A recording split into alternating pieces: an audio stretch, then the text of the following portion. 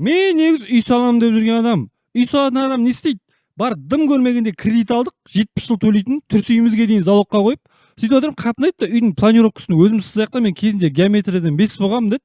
Япышымайды, дене шынықтырудан 5 болмаған екенсің. Сол кезде мынадай сиырдай семіз болмайтын деппін. Сонда қатын бар, ана каще енем бар, үйдің планировкасын сызды. Мен вахтаға кеттім 49 күнге.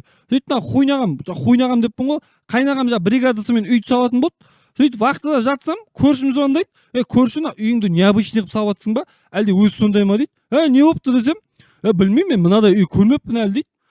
Шишин деп сонымен вахтадан сұранып келсем, үйдің түрі мынау. Геометрияның ішіне сенің қатыны деп. Бажамның інісі бар тұғым, Нұрдәулет деген проектировщик. Соған хабарласып, соның компаниясы істеп беретін болды тегін. Қайнаға, алқаштан жинада кете берші бар, рахмет.